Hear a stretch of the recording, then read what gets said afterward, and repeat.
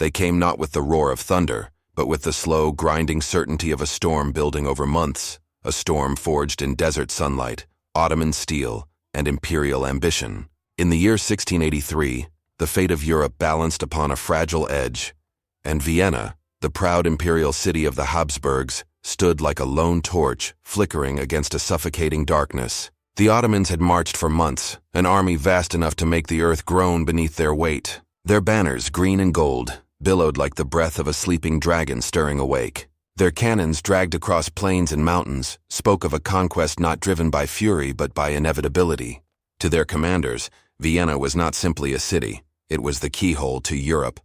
Once opened, the door to the west would swing wide, and the Ottoman crescent would rise where the Christian cross had stood for centuries. Inside Vienna, however, there was no room for poetic fear. Panic stank in the streets. Mothers clutched their children as if the sky itself might crack and spill death upon them.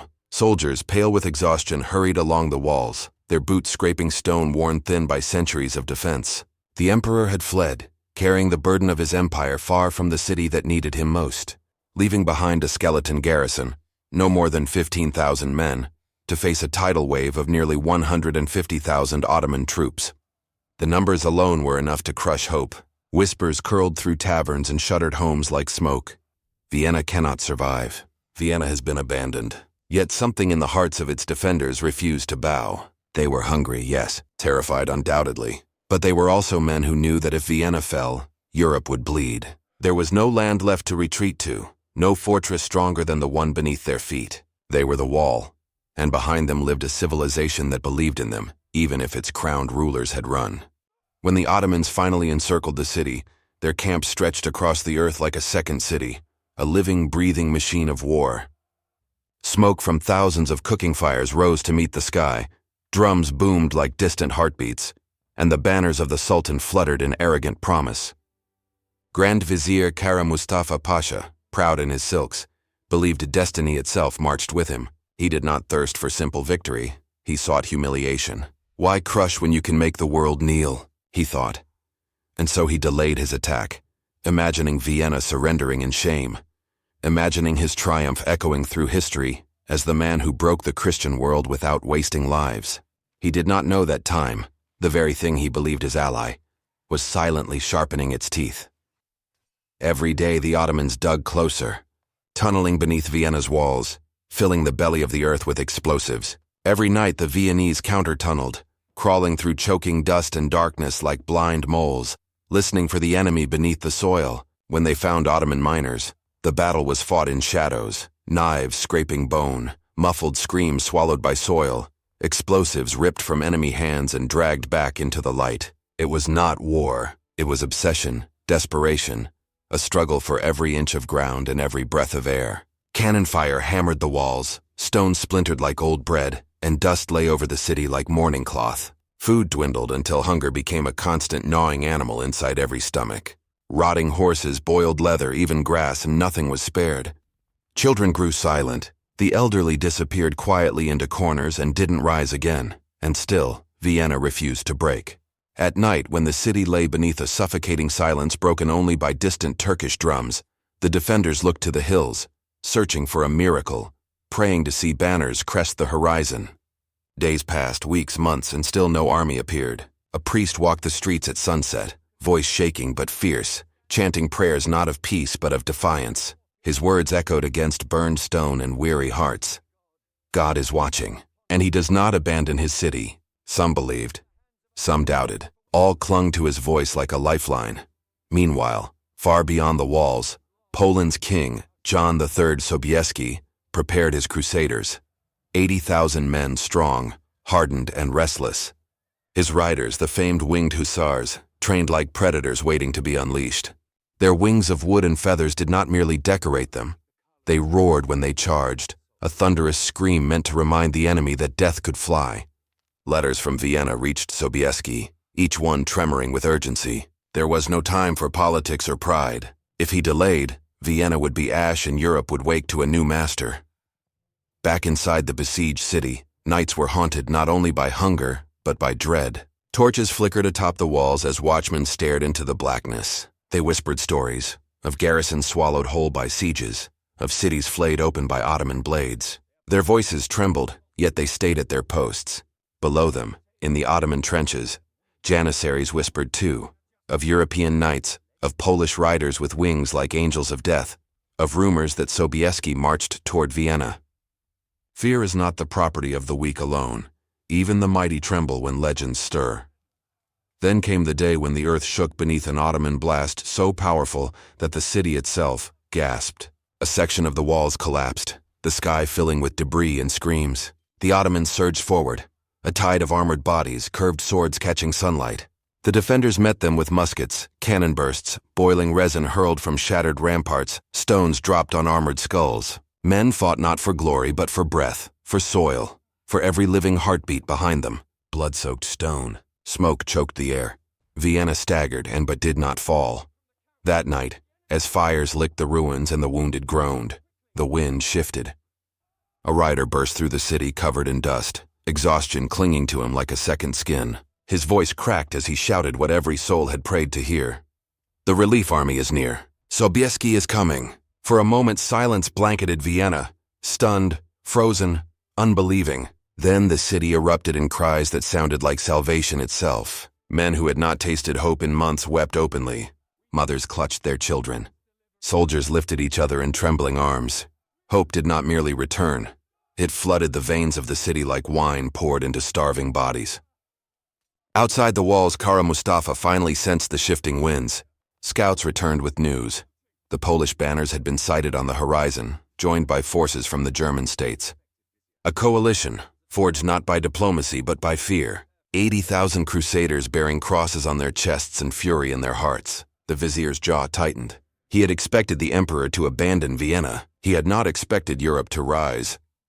On the hills overlooking the besieged city, Sobieski gazed down upon the Ottoman camp, sprawling like a dark sea choking the land. His face was carved from determination, his eyes burning with a fire sharpened by prayer and rage. The time for waiting was done. Vienna would not fall, not while breath remained in his body. Behind him, the winged hussars shifted, their steeds pawing the earth as though feeling the pulse of battle rising from deep within the soil. Their feathers rustled like the wings of angels sharpening for flight, and as dawn approached, gold bleeding slowly into the sky, the world held its breath. The siege had been a nightmare, a slow suffocation, but now the storm would break in steel and thunder. Vienna, bruised and starving, stood ready to fight again. The Ottomans prepared to crush their enemies once and for all. And on the hills above them, 80,000 crusaders waited like a drawn sword that had tasted dust too long. The greatest cavalry charge in human history was about to begin. The sun rose that morning as if reluctant, its first rays stretching cautiously across the hills, touching armor, sharpening steel, glinting against helmets and spears until the entire horizon shimmered like a blade. Below, the Ottoman camp stirred restlessly. Commanders barked orders. Horses snorted steam into cool air. Drums rolled like distant thunder calling warriors to their fate. Word had spread like wildfire through their lines. The Christian king had arrived, and with him knights from across Europe. Yet even then, many among the Ottomans believed victory assured. They outnumbered the Crusaders nearly 2-1. They held the ground. They had choked Vienna nearly to death. What could 80,000 men hope to do against a force so vast, so seasoned? Confidence hung over their tents like incense, sweet, intoxicating, blinding. But on the hills, Sobieski sat still in his saddle, face calm, hands steady, gaze fixed upon the city below and the army that sought to strangle it. Months of prayer and preparation had led to this moment. He did not see merely an enemy.